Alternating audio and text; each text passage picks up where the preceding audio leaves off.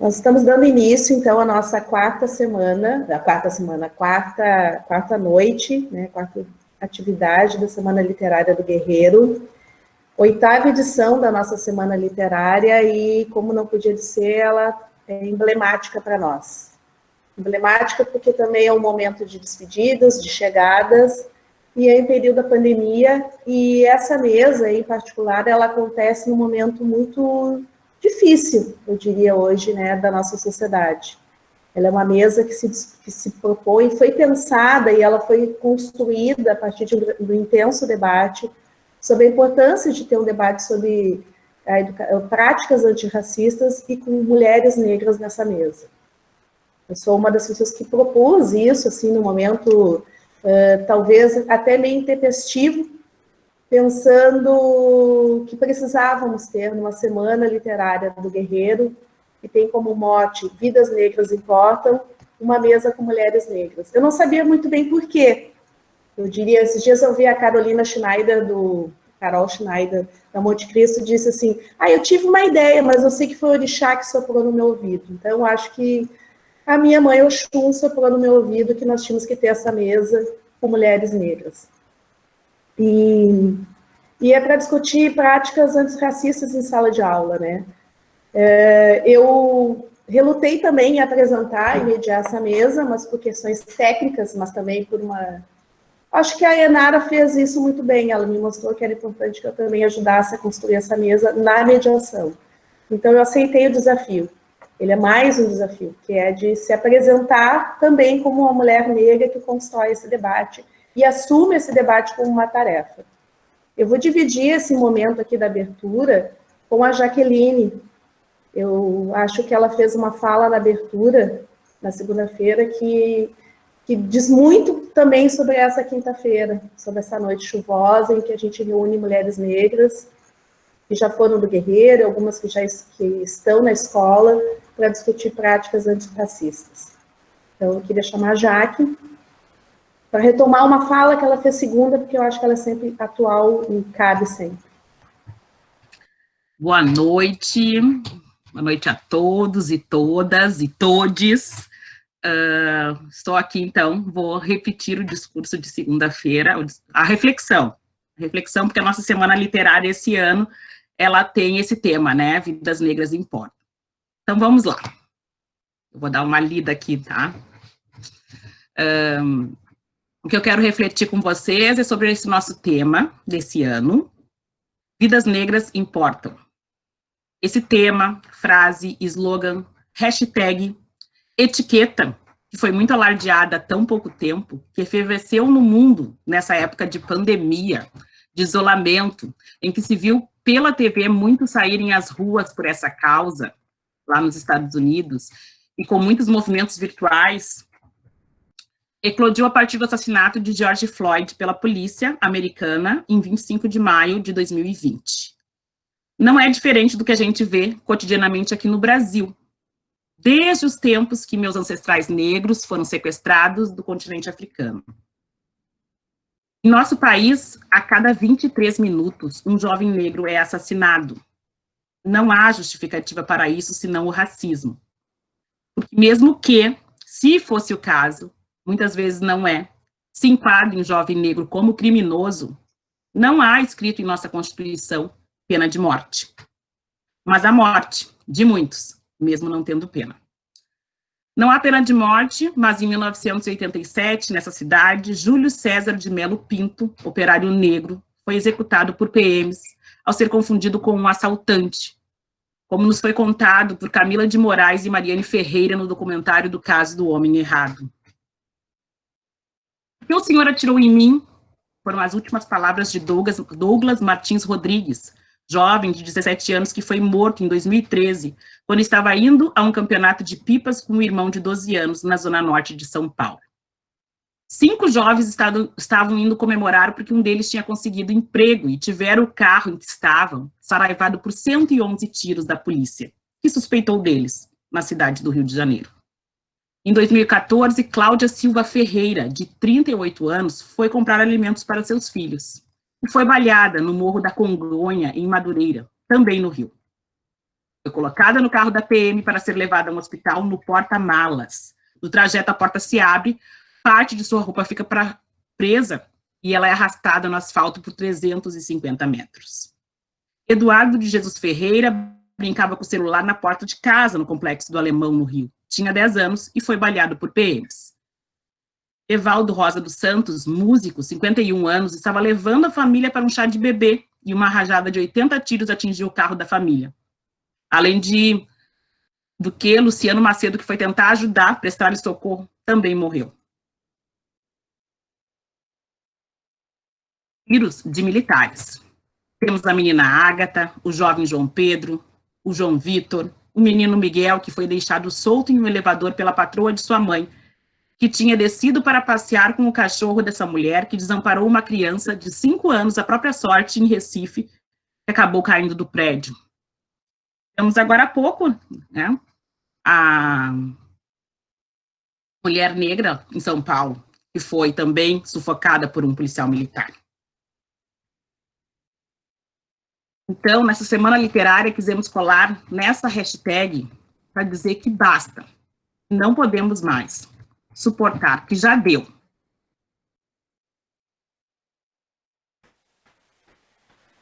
Precisa uma outra sociedade, que nos eduquemos através da leitura, podemos aprender tanto. Que escrevamos essa nossa história de agora para que outros leiam e não se repitam esses erros. Ler muda a cabeça e vidas negras importam. Obrigada, Jaque. Então, é 25 de julho, julho, 25 de julho está aí, e é o Dia Internacional das Mulheres Negras, Latino-Americanas e Caribenhas. Então, de novo, eu acho que se justifica a gente ter essa mesa, né? Eu fiquei pensando hoje, né, me desafiando. E também acho que, por trás de todo desse recorte que a Jaque fez das mortes e das perdas de uma boa parte de jovens negros, tem as mães e tem as mulheres negras.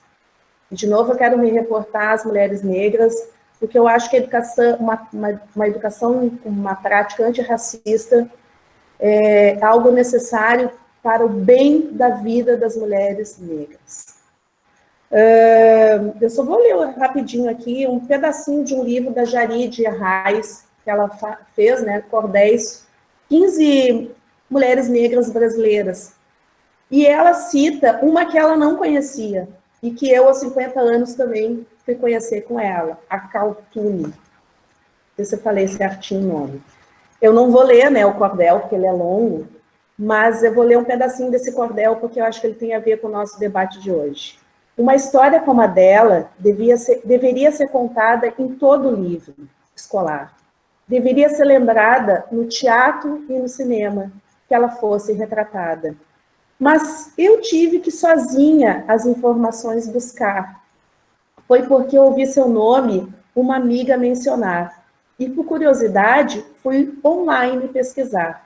A história do meu povo, nordestino, negro forte, é tão rica e importante, é vitória sobre a morte, pois ainda do passado modificam nossa sorte. Quando penso em Acautune, sinto esse encorajamento, a vontade de enfrentar, de mudar nesse momento tudo aquilo que é racismo e plantar conhecimento. Então, acho que a noite de hoje, quando a gente tem mulheres negras discutindo práticas antirracistas, é para falar disso, que eu acho que as nossas alunas negras precisam saber aquilo que eu, aos 50 anos, fui aprender a partir de um livro. Acho que não é mais possível a gente permitir que no Brasil, na nossa educação, a gente não conheça a história das nossas mulheres negras. Então, eu queria convidar, eu combinei com as meninas a nossa ordem, e nessa noite, então, a gente conta com a Jane, que aceitou o desafio, é uma colega nova na nossa escola, mas eu acho que ela tem uma linda caminhada, né, para contribuir nesse debate. A Janaína, que hoje está na Escola Pasqualini, mas já foi nossa colega de rede, de escola, é nossa colega de rede. A Jaque, depois. A Elô, a Elô, como diz a Kelly, a prata da casa. E a Val, nossa sempre colega do Guerreiro, hoje aposentada, fina, chique, maravilhosa. Então, eu queria convidar as meninas para já começar. Começa com a Jane.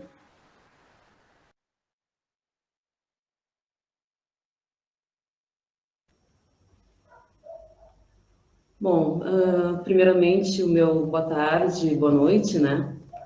Eu gostaria de agradecer a oportunidade de estar aqui presente com vocês e dizer o quanto é gratificante para mim poder participar dessa mesa e o quanto eu me sinto feliz em estar presente e me sentir pertencente à Escola Afonso Guerreiro Lima, que é uma escola que acolhe a todos, né, carinhosamente, e que por esse tempo que eu estou na escola, eu pude perceber que é uma escola que ela é muito engajada e que ela está sempre buscando estratégias para estimular ações inclusivas e de respeito às diferenças, que é algo assim muito imprescindível no mundo que a gente vive hoje. A gente vê a todo momento a falta de respeito com as diferenças, a intolerância das pessoas, e nós, da raça negra, sofremos muito, muito, muito, diariamente, a todo instante com isso, a todo momento. Eu estou muito feliz, né, de estar participando da Semana Literária da escola. Espero que eu consiga contribuir de alguma forma, né? Tá? Bom, eu ingressei na escola o ano passado, mas eu já trabalhei em uma escola pública estadual, na qual eu trabalhei longos anos, né? E nessa minha caminhada, eu sempre me deparei, sempre tive questões de conflitos, a falta de aceitação, muitas vezes até mesmo comigo, por ser professora negra. Muitas vezes passei por diversas situações constrangedoras, e assim, eu percebo muito que o aluno, o que o nosso aluno, o que a nossa aluna sente. E eu me coloco muito, muito, muito no lugar deles, porque eu também passei, é uma coisa assim que machuca. Preconceito racial machuca muito. Então, pensando nisso, eu sempre busco trabalhar com meus alunos a questão da identidade. Eles se conhecerem, quem eles são, né? Qual é a sua origem. Então, eu sempre busco trabalhar com a questão da identidade aliado à empatia. Aliado à empatia. Eu gostaria até de debater, assim, não queria só eu estar falando, né, gente? Eu gostaria de que vocês participassem também. Então, essa questão da identidade é uma questão muito abrangente. Para os alunos que são pequenos, eles têm pouca noção muito, assim, da sua origem, dos seus ancestrais, da sua ancestralidade. Então, eu sempre busco trabalhar essa questão da identidade, a ancestralidade, o fortalecimento da autoestima, que a gente passa por situações assim, realmente. Hoje em dia, tem muitas meninas que são lindas, maravilhosas, com seus crespos, mas elas não se aceitam porque o outro não aceita. Porque ela não parou para pensar e se ver enquanto pessoa, e se ver, perceber a sua beleza. É bem conflitante isso. Então, nesse aspecto da identidade, eu procuro trabalhar muito com eles essa questão do seu reconhecimento, da sua representatividade. Qual é o seu papel no mundo, né?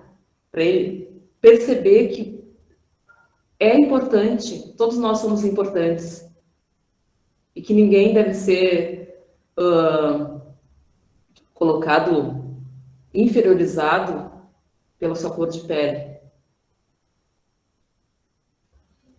Certa vez, um certo ano, eu me deparei com uma situação que, assim, gente, muito, muito difícil. Foi um dos maiores desafios que eu tive. Eu tinha uma turma de terceiro ano, eu estava com problemas de saúde e ingressou na minha turma um menino negro com autismo.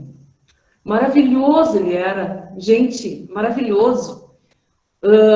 Ele pouco se comunicava, mas ele tinha, assim, uma questão de necessidade afetiva. Interação com a turma, praticamente nenhuma. Praticamente quase que nenhuma. Ele interagia muito, era comigo. Mas era em determinados momentos. Tinha um limite para isso. E então quase ninguém aceitava esse aluno. A escola em si tinha restrições em aceitar o aluno. Porque era um aluno com as suas particularidades, né? E muitas vezes tinha algumas mães que reclamavam: ah, porque o meu filho não está mais querendo vir para a sala de aula, porque ele é negro, porque isso, aquilo outro. Então, eu desenvolvi um projeto onde, para acolher esse menino, para a turma acolher esse menino. E ele conseguiu, gente. Ele estava no terceiro ano comigo, e ele conseguiu, ele fechou o 9º ano. Ele conseguiu fechar o 9º ano. E tinha, pelas expectativas, assim, ele não fecharia nem o 5º ano. Ele não iria nem atingir o 5º ano. Ele conseguiu concluir o 9º ano. E a turma em si, a turma que ele estava quando ele era meu aluno, aceitou ele de uma maneira, assim, depois desse projeto, porque ele começou também a contribuir com a turma. Ele conhecia muito do inglês. Ele era, assim, tipo um autodidata. Ele escrevia palavras em inglês, ele fazia desenhos e colocava os nomes, ele falava o inglês, e ele começou a ensinar a turma. No fim, as mães começaram a ver ele de um outro modo. Começaram a perceber ele de uma outra maneira. É só um exemplo que eu quis dar, assim, que a nossa sociedade, ela é muito, muito cruel.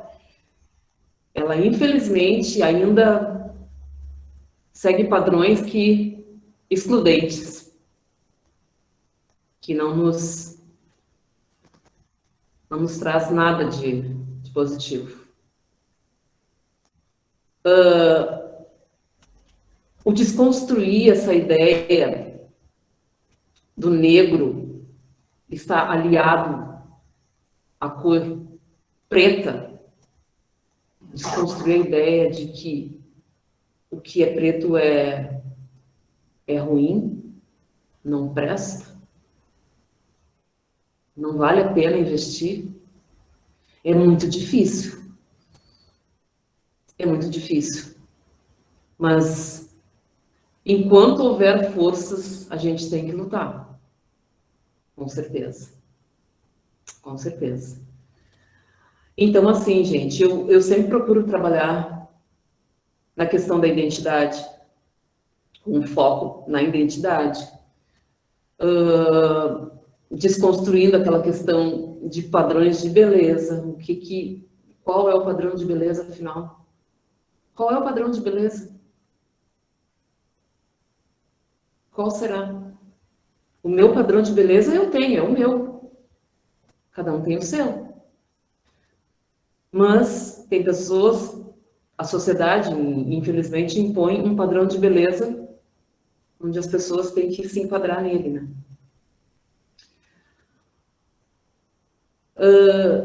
Para as crianças, gente, o que eu digo assim, eu sempre procuro me colocar no lugar do aluno. Sempre. Nessa minha trajetória, eu sempre busco isso, me colocar no lugar do aluno. O que que o aluno, como eu me sentiria estando ali? Como seria o meu desenvolvimento estando ali? Eu procuro trabalhar bastante quando eu estou trabalhando com a identidade. Trabalho com brincadeiras, onde eu envolvo, onde todos são envolvidos, com letras de músicas, abordando o tema, contação de histórias. A gente tem uma vasta literatura afro, né? E seminários, gente, eu acho que eles têm que ter esse momento do sentar e expor as suas angústias, as suas necessidades, aquilo que está gostando, aquilo que não, que está desagradando. Eu gosto muito de trabalhar com a questão desse círculo, deles conversarem, de trocar essa ideia. Um outro exemplo na minha prática ocorreu o ano passado, entre tantos outros que eu já vivenciei, onde a turma, a colega era legal, mas tinha que fazer alguma coisa para desestabilizar a colega, involuntariamente, mas fizeram. Eu sentei com a turma, eu conversei,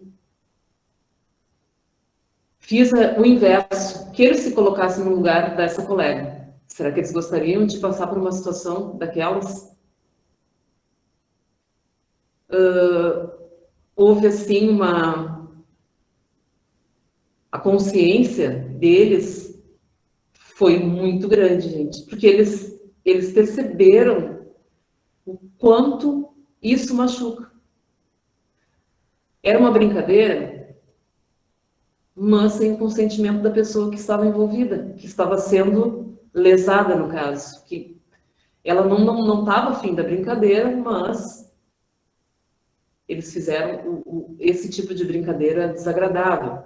Para eles era uma brincadeira, mas para ela não era.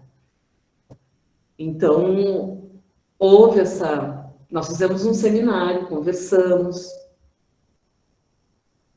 e houve essa tomada de consciência, né? Eles, mesmo por si, eles perceberam que, para eu brincar com alguém, eu posso machucar essa pessoa, e essa pessoa pode não querer esse tipo de brincadeira. Isso é importante. Esse momento eu acho que é muito importante ter na nossa prática, é o ouvir, é o escutar o aluno e deixar ele expor as suas necessidades, né? Eu gostaria que alguém conversasse também, gente. É muito... Para mim, tá conversando assim, sozinha, monólogo.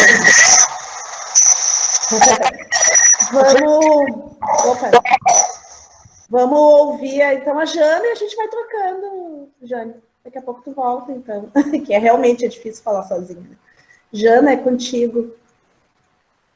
Janaína. Tá. Eu estou aparecendo? Tá ok, é que eu não me enxergo, mas tudo bem. Boa noite, Oi. Boa noite, Jana. Assim, ó, tem alguns probleminhas técnicos, então a apresentação vai demorar para abrir. Então, tu pode começar a falar, ou então, vamos ter que passar a bola e deixar para depois, Cíntia, por causa da apresentação dela, que está mais demoradinha aqui. Demora muito, Jaque? O que tu acha? A gente inverte? Porque seria a tua próxima. Eu sei, depende do meu computador. É que a dela veio num formato diferente das outras. Eu sou uma pessoa que não tem programas da Microsoft, muitos. Sim. Tá. Não sei, já que tu disse, eu falo e espero, tu não tem como prever também. Eu tenho que dar umas habilidades. Ai, é que, na verdade, eu fiquei prestando atenção na Jane. Vamos ouvir a Janaína e a gente... Pode ser, Janaína? Pode ser. Tá. Bom, então, boa noite, gente. Saudades aí do Guerreiro. Também agradeço o convite por participar. E eu vou falar, então, das práticas do coletivo Quilombelas, né? O coletivo Quilombelas é um coletivo de professoras negras, cotistas, da Rede Municipal de Porto Alegre, mais especificamente do bairro Restinga, que é na Escola Alberto Pasqualini. Esse coletivo ele é formado pela Ana Carolina Santos, a Cristina Centeno, a Helena Meirelles e a Vanessa Félix. Nós nos encontramos, então, numa escola em que no bairro tem uma declaração de aproximadamente 38% da população negra e parda, sendo o segundo maior em população negra em Porto Alegre. E no bairro Restinga acontece um fato que para mim é inédito assim, na minha vida, né? Que é trabalhar numa escola em que nós temos em torno de 18 professores negros. Em nenhum local onde eu trabalhei, em que eu estudei, em nenhuma instituição da minha vida, eu trabalhei com tantas pessoas negras. Embora o percentual seja de uns 15%, ainda pequeno, é muito na minha vida, né? Eu estar cercada de pessoas negras e de mulheres negras. Então, foi um momento bem importante que não tinha como a gente não interagir, não ter como assunto principal a nossa negritude e, de certa forma, agir até como adolescente, né, nesse espaço, porque muitas coisas, como meu cabelo, eu nunca conversei em nenhum espaço com outras pessoas. Então, como eu arrumava, né, eu sempre via as pessoas falando sobre seus penteados, mas eu não falava sobre o meu, quais as minhas dificuldades. Então, a gente percebeu que isso também era algo importante na vida dos alunos. E em sala de aula, como a maioria de nós é pedagoga, nós falávamos também das nossas práticas em sala de aula, que se dão muito através dos livros, dos jogos, das brincadeiras africanas, dos materiais didáticos, mas que o principal para a gente é a questão da escuta, né? Da escuta sensível. Tua apresentação está começando agora.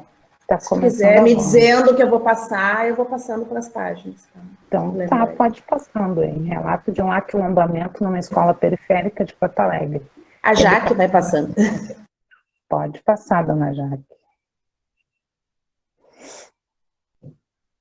Esse aí é o coletivo Quilombelas, então, as meninas com quem eu já apresentei, pode passar. Aqui é o bairro Restinga e a escola Alberto Pasqualini. Também pode passar, dona Jaque.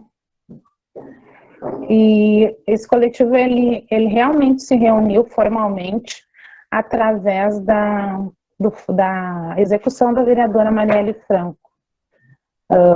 Foi ali que a gente entrou em choque, né? Porque quando uma mulher negra chega no topo, ou seja, ela chegou como vereadora, mestre, mãe, lésbica, fazendo uma política de enfrentamento, ela é simplesmente eliminada, aquilo foi um choque para a gente e a gente acabou ficando em luto.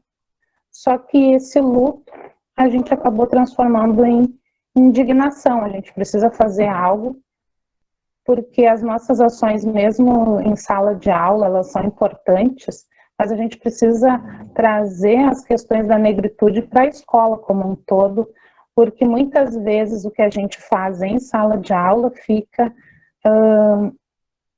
numa sensação de solidão, né? O aluno e o professor, e a gente não consegue enxergar isso na instituição.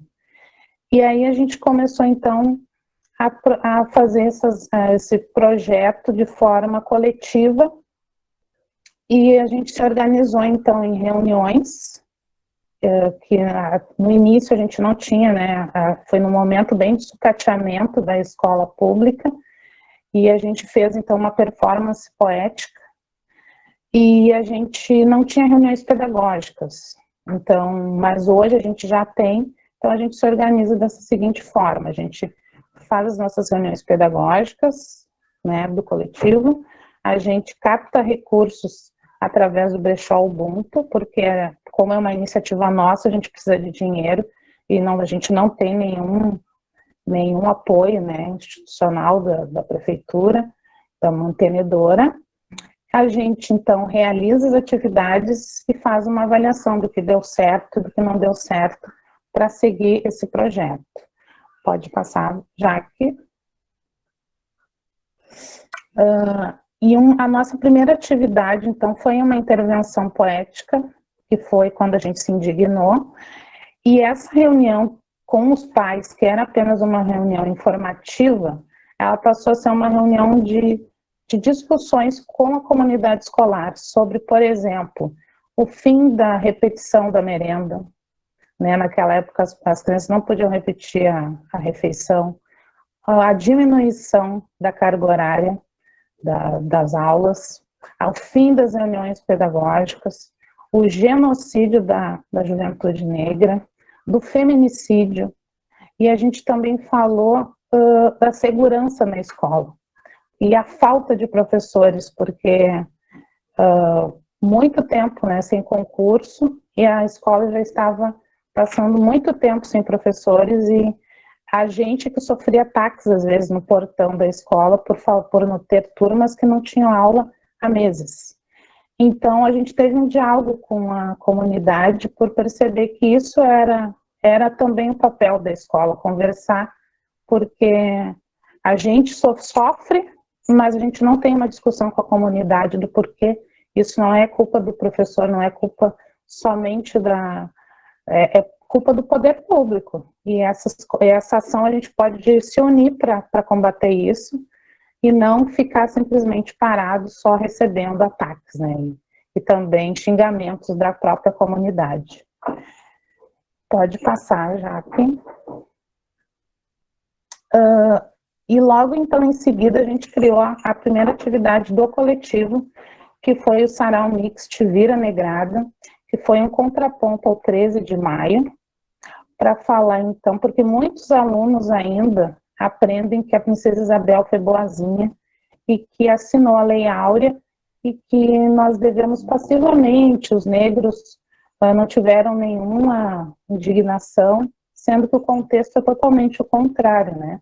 Havia muitas revoltas internas, o movimento abolicionista era muito forte no Brasil, não foi feita nenhuma política de reparação à comunidade negra, então nós tínhamos que falar sobre isso na escola, e não sobre essa narrativa de aceitação da Princesa Isabel, que foi muito boazinha. A gente queria trazer esse contraponto para a escola, através também não só da tristeza, né? A gente trouxe, então, o slammer Bruno Negrão, juntamente com os alunos da escola, e aí nós falamos de alunos de inclusão, alunos de vários segmentos, né, da diversidade, e trouxemos através da poesia, da dança, do slam, da música, trazendo essa temática da negritude, para também falar sobre o 14 de maio, Te Vira Negrada, como a gente tem se virado até hoje para responder a isso que